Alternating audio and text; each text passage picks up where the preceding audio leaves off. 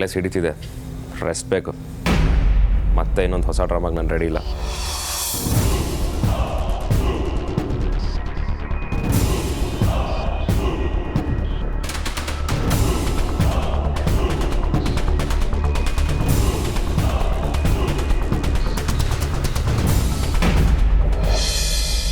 ನಾನು ಈ ಮಾತನ್ನ ಮುಂಚೆನೇ ಹೇಳಬೇಕಿತ್ತು ಅಮ್ಮ. ಆದರೆ ನನ್ನಿಂದ ಎಂಥ ದೊಡ್ಡ ತಪ್ಪಾಗಿದೆ ಅಂತ ನಂಗೆ ಅರ್ಥ ಆಗೋದಕ್ಕೂ ತುಂಬ ಲೇಟ್ ಆಯಿತು. ಐ ಆಮ್ ರಿಯಲಿ ಸಾರಿ ಅಮ್ಮ. ಪ್ಲೀಸ್ ನನಗೆ ಕ್ಷಮಿಸ್ಬಿಡಿ.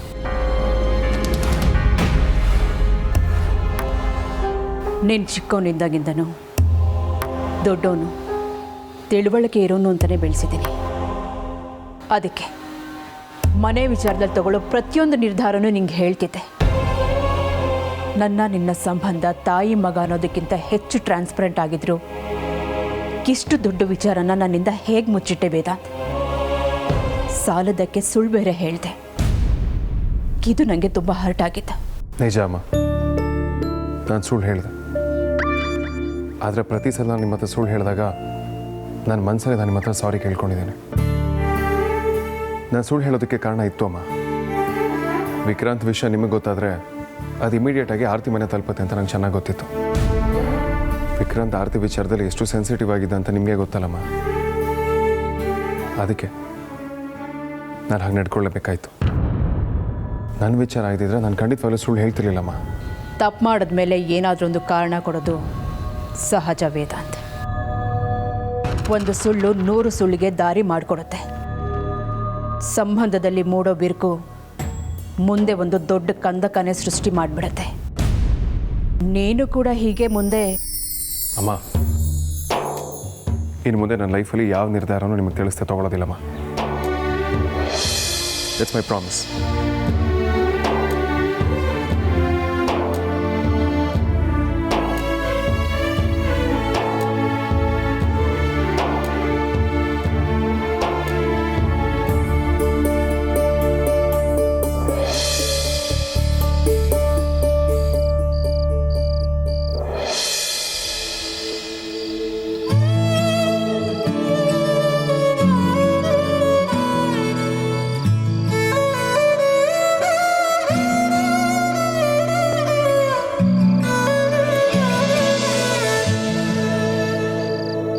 ಅಮೂಲ್ಯ,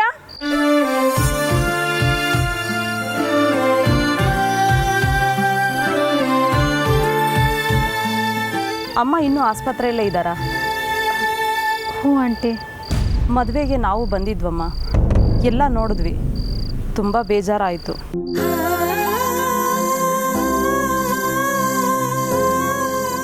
ನೀವೆಲ್ಲ ಯಾಕೆ ಹೊರಗಡೆ ಕೂತಿದ್ದೀರಾ? ಒಳಗೆ ಕೂರ್ಬೋದಲ್ವಾ? ಕೀ ಅಪ್ಪ ಹತ್ರ ಇದೆ ಆಂಟಿ, ಬರೋವಾಗ ಮರ್ತ್ಬಿಟ್ವಿ. ಬನ್ನಿ ನಮ್ಮ ಮನೆಗೆ ಹೋಗೋಣ. ಊಟ ಮಾಡಿ ಅಲ್ಲೇ ಮಲಗಿವ್ರಂತೆ. ಇನ್ನು ನಿಮ್ಮಪ್ಪ ಬರೋದು ಎಷ್ಟೊತ್ತಾಗುತ್ತೋ ಏನೋ. ದಯವಿಟ್ಟು ಬೇಜಾರು ಮಾಡ್ಕೋಬೇಡಿ ಆಂಟಿ. ಅಪ್ಪ ಎಷ್ಟೊತ್ತಿಗೆ ಬರ್ತಾರೆ ಅಂತ ಗೊತ್ತಿಲ್ಲ. ಅವ್ರ ಅಮ್ಮನ ಕರ್ಕೊಂಡು ಬಂದರೂ ಬರ್ಬೋದು. ಅವ್ರು ಬಂದಾಗ ನಾವೆಲ್ಲರೂ ಮನೇಲೇ ಇದ್ದರೆ ಚೆನ್ನಾಗಿರುತ್ತೆ. ಅವ್ರು ಬರೋವರೆಗೂ ನಾವು ಕಾಯ್ತೀವಿ aunty. ಸರಿನಮ್ಮ.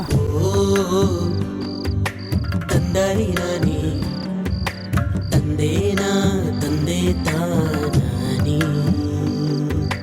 ತಂದಾನೆ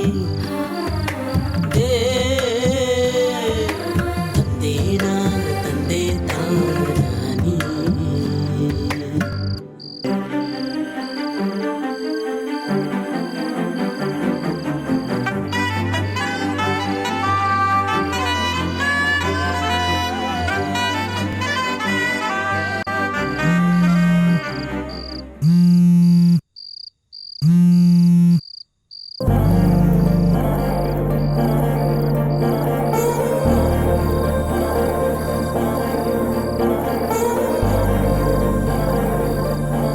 hello, is everything fine there?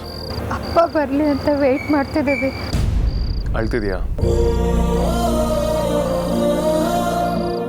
ನಿಮ್ಗೆ ಹೇಗೆ ಗೊತ್ತಾಯ್ತು? ನನ್ನ ವಾಯ್ಸ್ ಕೇಳಿದ್ರೇ ಜಗಳ ಮಾಡ್ತೀಯ.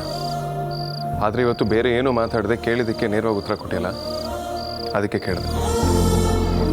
ಹಾಗೆ ನಿನ್ನ ವಾಯ್ಸ್ ಕೂಡ ಡಲ್ ಆಗಿತ್ತು. ಯಾಕೆ ಡಲ್ ಆಗಿದೆಯಾ? Any problem? ನಿಮ್ಮಮ್ಮ ಹೇಗಿದ್ದಾರೆ? ಪರವಾಗಿಲ್ಲ, ಅಮ್ಮ ಈಗ ಹುಷಾರಾಗಿದ್ದಾರಂತೆ. ನಾವೆಲ್ಲರೂ ಮನೆಗೆ ಬಂದಿದ್ದೀವಿ. ಅಪ್ಪ ಬರಲಿ ಅಂತ ಹೊರಗಡೆನೆ ಕಾಯ್ತಾ ಇದ್ದೀವಿ. ವಾಟ್? ಹೊರಗಡೆ ಕಾಯ್ತಿದ್ಯಾ? ಯಾಕೆ ಕೀ ಇಲ್ವಾ? ಬರೋವಾಗ ಮರ್ತ್ಬಿಟ್ವಿ, ಕೀ ಅಪ್ಪನ ಹತ್ರನೇ ಇದೆ. ವಾಪಸ್ ಹೋಗಿ ತರೋಣ ಅಂದರೆ ಅಪ್ಪನ ಹೆದರ್ಸೋಕ್ಕೆ ಭಯ ಆಗ್ತಿದೆ. ಛೇ, ನಾನು ಬರಬೇಕಾ ಅಲ್ಲಿ? ಅಯ್ಯೋ ಬೇಡ ಬೇಡ, ಅಂಥ ಕೆಲಸ ಮಾತ್ರ ಮಾಡಕ್ಕೆ ಹೋಗಬೇಡಿ. ಅಕ್ಕಪಕ್ಕದವ್ರೆಲ್ಲ ನೋಡ್ತಾರೆ, ಆಮೇಲೆ ಅದು ಇನ್ನೊಂದು ದೊಡ್ಡ ಇಶ್ಯೂ ಆಗುತ್ತೆ. ಹೇಗಿದ್ರು ನಾವು 4 ಜನ ಇದ್ದೀವಿ, ಏನು ತೊಂದರೆ ಇಲ್ಲ. ಸರಿ, ಹಾಗಿದ್ರೆ ಹುಷಾರು. ವಿಕ್ಕಿ ಬಾಬಾ ಹೇಗಿದ್ದಾರೆ? ನಾನು ಈಗ ತಾನೇ ಅಮ್ಮನ ಹತ್ರ ಮಾತಾಡಿದೆ. ವಿಕ್ರಾಂತ್ ರೂಮಲ್ಲಿದ್ದಾನೆ. ನಿನಗೆ ಕಾಲ್ ಮಾಡಿ ಅಲ್ಲಿನ ಸ್ಥಿತಿ ಹೇಗಿದೆ ಅಂತ ವಿಚಾರಿಸ್ಬೇಕು ಅಂತ ಅನ್ನಿಸ್ತು, ಅದಕ್ಕೆ ಕಾಲ್ ಮಾಡಿದೆ. ಈಗ ಹೋಗಿ ವಿಕ್ರಾಂತ ಮಾತಾಡಿಸ್ಬೇಕು. ಥ್ಯಾಂಕ್ಸ್. ವಿಕ್ಕಿ ಬಾಬಂಗೆ ಸಮಾಧಾನ ಮಾಡಿ. ಸರಿ, ಅಲ್ಲೇನೇ ಪ್ರಾಬ್ಲಮ್ ಆದರೂ ಕಾಲ್ ಮೀ. ಅಮ್ಮನ ಕಂಡೀಷನ್ ಹೇಗಿದೆ ಅಂತ ಅಪ್ಡೇಟ್ ಮಾಡ್ತಿರು. ಹಾಗೆ ನಿನಗೇನಾದರೂ ಬೇಕಿದ್ರೆ ಡೋಂಟ್ ಹೆಸಿಟೇಟ್, ಕಾಲ್ ಮಾಡು. ಆಯಿತು, ಮಾಡ್ತೀನಿ.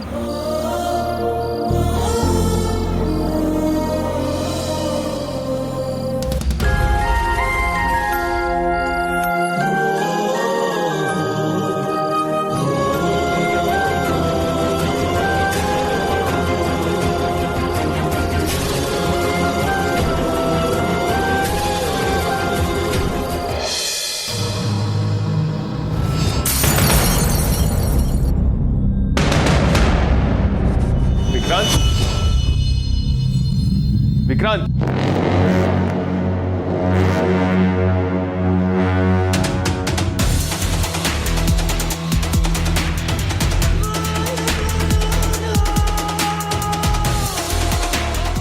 ಏನಾಗಿದೆ ವಿಕ್ರಾಂತ್? ನಿನಗೆ ಏನಿದೆಲ್ಲ? ಏನು ಮಾಡ್ಕೊಂಡಿದ್ಯಾ? ನನ್ನ ಪಾಲಿಗೆಲ್ಲ ಮುಗಿದೋಯ್ತು ಅನಿಸಿದೆ ಅಗ್ರಜ. ನಾನೇನು ಇಷ್ಟಪಡಬಾರ್ದನ್ ಪಟ್ಟೆ ಅಂತ ಹೀಗಾಗ್ತಿದೆ ನನಗೆ. ಏನೇನೋ ಮಾತಾಡಬೇಡ. ಈಗೇನಾಯ್ತು ಅಂತ? ಇನ್ನೇನಾಗ್ಬೇಕು ಅಗ್ರಜ? ನನ್ನ ಕನ್ಸಲ್ಲಿ ಕಂಡಿದ್ದು ಹುಡುಗಿನೇ ನನ್ನ ಕಣ್ಣಿಗೂ ಕಾಣಿಸ್ಕೊಂಡ್ಲು. ಮನ್ಸಲ್ಲಿ ಪ್ರೀತಿ ಹುಡ್ತು, ಹೇಳ್ಕೊಂಡೆ, ಒಪ್ಕೊಂಡ್ರು. ಮದುವೆನೂ ಆಗಬೇಕು ಅಂತ ಆಸೆ ಪಟ್ಟೆ. ಇದೆಲ್ಲ ಸಹಜ ಅಲ್ವಾ ಅಗ್ರಜ? ಇದರಲ್ಲಿ ಏನು ಪಾಪ ಇದೆ? ಇದೊಂದು ವಿಷಯದಲ್ಲಿ ಯಾಕೆಲ್ಲ ಉಲ್ಟಾ ಹೊಡಿತಿದೆ? ಸಮಾಧಾನ ಮಾಡ್ಕೋ ವಿಕ್ರಾಂತ್. ಒಂದು ಆ್ಯಂಗಲಲ್ಲಿ ಎಲ್ಲ ಒಳ್ಳೇದೇ ಆಗಿದೆ. ಗೌತಮ್ ಆರ್ತಿನ ಮದುವೆ ಆಗಿಲ್ಲ ಅನ್ನೋದೇ ದೊಡ್ಡ ವಿಚಾರ ಅಲ್ವಾ? ಬಟ್ ನಾನು ಮದುವೆ ಆಗುತ್ತೆ ಅಂತ ಅಂದ್ಕೊಂಡಿದ್ದೆ ಅಗ್ರಜ. ಒಂದ್ಸಲ ಮದುವೆ ಆಗಿದ್ದಿದ್ರು ನೀನು ಹೇಗೋ ಅಮ್ಮನ ಕನ್ವಿನ್ಸ್ ಮಾಡ್ತೀಯ ಅಂತ ಅಂದ್ಕೊಂಡಿದ್ದೆ. ಆದರೆ ಈಗ ಆರ್ತಿ ಅವ್ರ ಅಪ್ಪ ಅಮ್ಮನೂ ನನ್ನ ಒಪ್ಕೊಳ್ತಾರೋ ಇಲ್ವೋ ಅಂತ ಅನಿಸ್ತಿದೆ. ಯಾಕೆ ನೆಗೆಟಿವ್ ಆಗಿ ಥಿಂಕ್ ಮಾಡ್ತಿದ್ಯಾ? ಖಂಡಿತವಾಗ್ಲೂ ಒಪ್ಕೋತಾರೆ. ಸಡನ್ನಾಗಿ ನಿನಗೆ ಯಾಕೆ ಡೌಟ್ ಬಂತು? ಹಾಸ್ಪಿಟಲಲ್ಲಿ ದೊಡ್ಡ ಗಲಾಟೆನೇ ಆಯ್ತಂತೆ ಅಗ್ರಜ. ಆರ್ತಿ ಅವರಪ್ಪ ಮಕ್ಕಳ ಮೇಲೆ ತುಂಬಾ ಕೋಪ ಮಾಡ್ಕೊಂಡಿದ್ದಾರಂತೆ, ಮಾತಾಡಬೇಡಿ ಅಂತ ಅಂದಿದ್ದಾರಂತೆ. ಈಗ ಎಲ್ಲರೂ ಮನೆ ಹೊರಗಡೆನೆ ಕಾಯ್ತಾ ಇದ್ದಾರಂತೆ. ನಿನ್ನ ಮಾತು ಕೇಳಬೇಕಾಗಿತ್ತು ಅಗ್ರಜ. ನಾನು ದೊಡ್ಡ ತಪ್ಪು ಮಾಡಿಬಿಟ್ಟೆ. ಬುದ್ಧಿಗೆ ಏನಾಗಿತ್ತೋ ಏನೋ, ನಿನ್ನ ಮಾತನ್ನೇ ನಾನು ನಂಬಲಿಲ್ವಲ್ಲ ಅಗ್ರಜ. ಪಾಪಿ ನಾನು, ಪಾಪಿ ನಾನು, ಪಾಪಿ ನಾನು, ಪಾಪಿ ನಾನು. Vikrant, stop it. ಏನಕ್ಕೆ ಹೀಗಾಡ್ತಿದ್ಯಾ? ನಾನು ಇದೀನಿ ತಾನೆ, I'll take care of everything. ನೋಡು, ನೀನು ಅಗ್ರಜ ಇರೋವರೆಗೂ ನೀನು ಸೋಲೋದಿಲ್ಲ.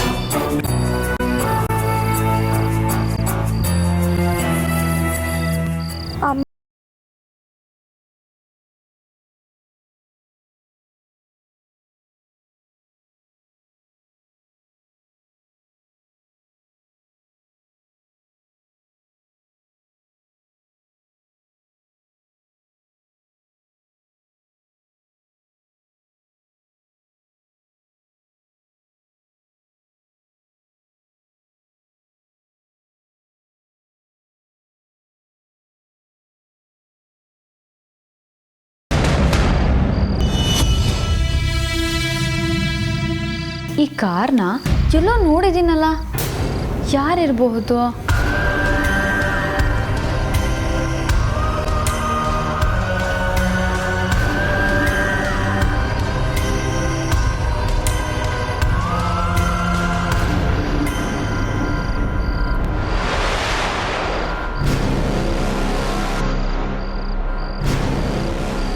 ವೇದಾಂತ್ ಅವರು, ಇವ್ರು ಇಲ್ಲೇನು ಮಾಡ್ತಿದ್ದಾರೆ?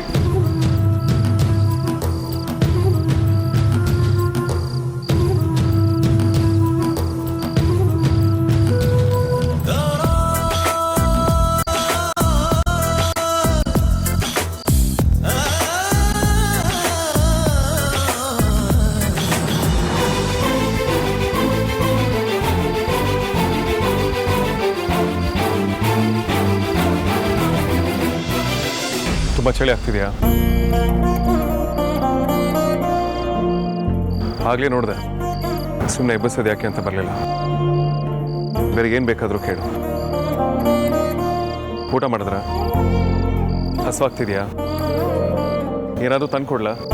ಏನು ಬೇಡ, ಪರವಾಗಿಲ್ಲ. ಸಂಕೋಚ ಪಡಬೇಡ, ಏನೇ ಬೇಕಿದ್ರು ಕೇಳು. ಇಲ್ಲಿ ನೀವು ಇಷ್ಟೇ ಜನ ಇದ್ದೀರಾ ಅಂತ ಭಯ ಪಡ್ಕೋಬೇಡಿ. ನಾನು ಇಲ್ಲೇ ಇರ್ತೀನಿ, ನೋಟ್ ಮಾಡಿ.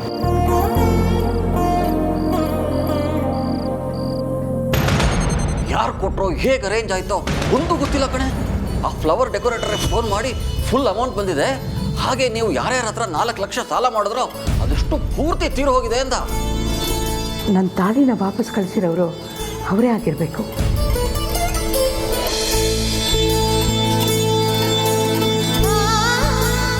ಹೋಗಿ ಮಲ್ಕೋದಿತಿ, ನಾನು ಎಚ್ಚರ ಇರ್ತೀನಿ. ನಮ್ಮ ಏರಿಯಾದಲ್ಲಿ ಅಂಥ ಪ್ರಾಬ್ಲಮ್ ಏನೂ ಇಲ್ಲ. ಹೇಗಿದ್ರು ಅಕ್ಕಪಕ್ಕದವರೆಲ್ಲ ನಾವು ಹೊರಗಿರೋದು ನೋಡಿದ್ದಾರೆ. ನೀವು ಹೋಗಿ ಬನ್ನಿ, ಪರವಾಗಿಲ್ಲ. ನಿಮ್ಮ ಅಕ್ಕ ನಿನಗೆ ಹೇಳಿದವಳಲ್ವೋ ಗೊತ್ತಿಲ್ಲ, ಸ್ವಲ್ಪ ದಿನಗಳಿಂದ ನಾನು ಮೀಟ್ ಮಾಡಬೇಕು ಅಂತ ನಿಮ್ಮ ಅಕ್ಕ ಇದೇ ಏರಿಯಾದಲ್ಲಿ ವೆಯ್ಟ್ ಮಾಡ್ತಿದ್ಲು. ಆಗ ರೌಡಿಗಳು ಅವಳ ಹಿಂದೆ ಬಿದ್ದಿತ್ತು, ಗೊತ್ತಾ? ಇದು ರೆಸಿಡೆನ್ಷಿಯಲ್ ಏರಿಯಾ, ಇಲ್ಲಿ ಏನು ಅಂಥದ್ದೆಲ್ಲ ಪ್ರಾಬ್ಲಮ್ ಇಲ್ಲ. ಅಷ್ಟಕ್ಕೂ ನೀವು ಹೊರಗಡೆ ಹೇಗೆ ನಮಗೋಸ್ಕರ ರಾತ್ರಿ ಎಲ್ಲ ಕಾಯ್ತಿದ್ರಿ ಅಂತ ನಿಮ್ಮ ಅಮ್ಮಂಗೆ ಏನಾದರೂ ಗೊತ್ತಾದರೆ ದೊಡ್ಡ ರಾಮಾಯಣನೇ ಆಗೋಗುತ್ತೆ. ನೀವು ಹೊರಟು ಬಿಡಿ. ನಾನೀಗ ನಮ್ಮ ಮನೇಲಿ ಇರೋದಕ್ಕಿಂತ ಹೆಚ್ಚಾಗಿ ಇಲ್ಲಿರೋದು ಬೆಟರ್ ಅನ್ನಿಸ್ತದೆ. ಇನ್ಫ್ಯಾಕ್ಟ್ ನಮ್ಮಿಬ್ಬರು ಫ್ಯಾಮಿಲಿ ಮಧ್ಯೆ ಏನೂ ಪ್ರಾಬ್ಲಮ್ ಇಲ್ಲ ಅಂದಿದ್ದರೆ ನಾನು ನಮ್ಮನೆಗೆ ಕರ್ಕೊಂಡು ಹೋಗ್ತಿದ್ದೆ.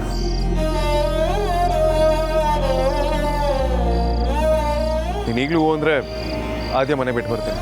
ಬೇಡ ವೇದಾಂತ್ ಅವರೇ, ಅಮ್ಮ ಈಗ ಚೇತರಿಸ್ಕೊಂಡಿರ್ತಾಳೆ. ಎಷ್ಟೊತ್ತಿಗೆ ಬೇಕಾದರೂ ಡಿಸ್ಚಾರ್ಜ್ ಆಗ್ಬೋದು. ಮಿಡ್ ನೈಟ್ ಅಲ್ಲ ಅಂದರೂ ಅಪ್ಪ ಬೆಳಗ್ಗೆ ಎಷ್ಟಲ್ಲಾದರೂ ಅಮ್ಮನ ಕರ್ಕೊಂಡು ಬರ್ತಾರೆ. ಅವ್ರು ಬರೋ ಹೊತ್ತಿನಲ್ಲಿ ನಾವಿಲ್ಲಿಲ್ಲ ಅಂದರೆ ಸರಿ ಅನ್ಸಲ್ಲ. ದೆನ್ ಇಟ್ಸ್ ಓಕೆ, ನೀನು ಹೋಗಿ ಮಲ್ಕೊ. ವೇದಾಂತ್ ಅವರೇ,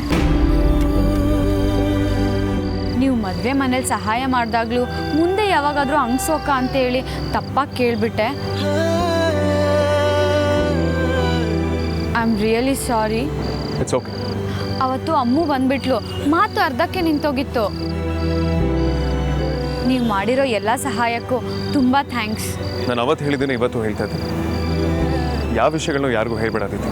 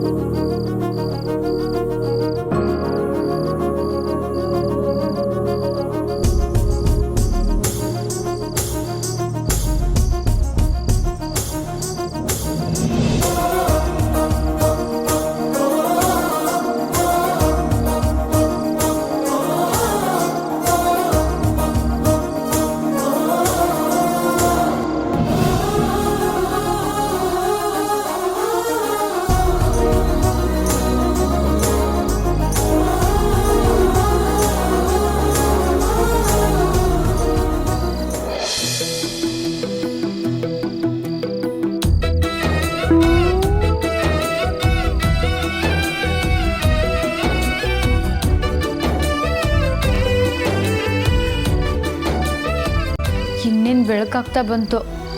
ಎಲ್ಲರೂ ಎದ್ಮೇಲೆ ಈ ರಗ್ ಎಲ್ಲಿಂದ ಬಂತು ಅಂತ ಕೇಳಿದ್ರೆ ಏನು ಹೇಳೋದು? ಈ ವೇದಾಂತ್ ಬೇರೆ ಯಾವ ವಿಷಯನೂ ಯಾರಿಗೂ ಹೇಳ್ಬೇಡ ಅಂತ ಹೇಳಿದ್ದಾರೆ.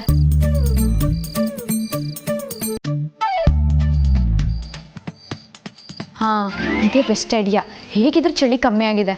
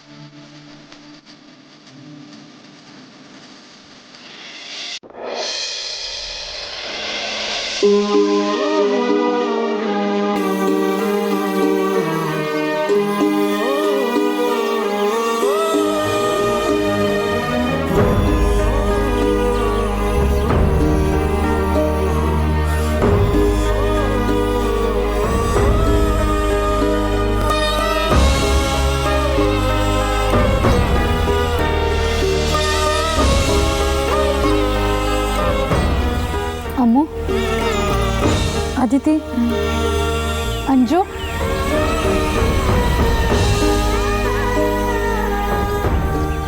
ಅಂಜು. ಅಮ್ಮ ಅಮ್ಮ ಅಮ್ಮ ಅಮ್ಮ ಅಮ್ಮ ಅಕ್ಕ ಅಮ್ಮ. ಇನ್ನೂ ಬಂದಿಲ್ಲ ಕಣೆ, ಬರ್ತಾರೆ. ನೀನು ಇಷ್ಟೊಂದು ಟೆನ್ಷನ್ ಮಾಡ್ಕೋಬೇಡ, ನಾವೆಲ್ಲ ನಿನ್ನ ಜೊತೆ ಇದ್ದೀವಲ್ವಾ. ಅಕ್ಕ, ಒಂದು ನಿಮಿಷ ಬಂದೆ. ಸಡನ್ನಾಗಿ ಇವಳಿಗೇನಾಯ್ತು? ಪಾಪ, ಬೆಳಗಾಗೋವರೆಗೂ ಇಲ್ಲೇ ಕಾದಿದ್ದಾರೆ. ನಿಜವಾದ ಜೆಂಟಲ್ಮ್ಯಾನ್ ಅಂದರೆ ಇವರೇ.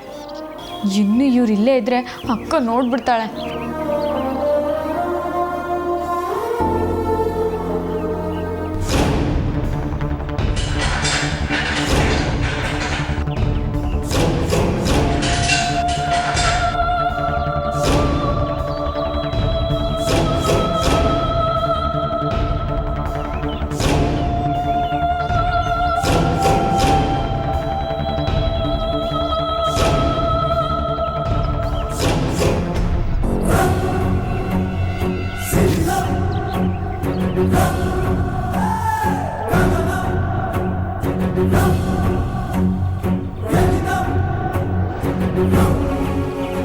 ಅಯ್ಯಯ್ಯೋ, ಅನ್ಕೊಂತಿದ್ದಂಗೆ ಬಂದ್ಬಿಟ್ಲಲ್ಲಪ್ಪ. ನಾನು ಸಿಗ್ನಲ್ ಮಾಡ್ತಿದ್ದಿದ್ದು ಗೊತ್ತಾಗೋಯ್ತಾ? ವೇದಾಂತ್ ಅವ್ರು ಹೋದ್ರೋ ಇಲ್ವೋ? ಇದ್ದಕ್ಕಿದ್ದಂಗೆ ಗೇಟ್ ಹತ್ರ ಬಂದು ಏನೇ ಮಾಡ್ತಿದ್ಯಾ?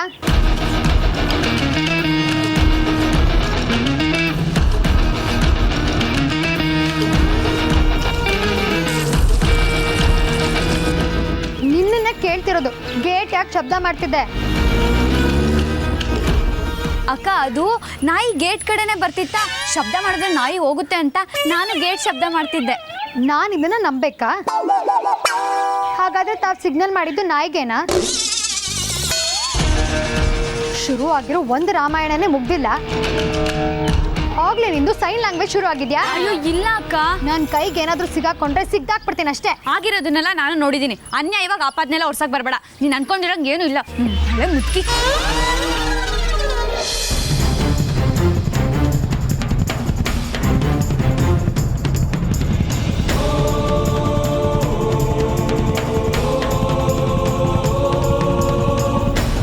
ಸರಿಕಾ, please dad, leave me alone.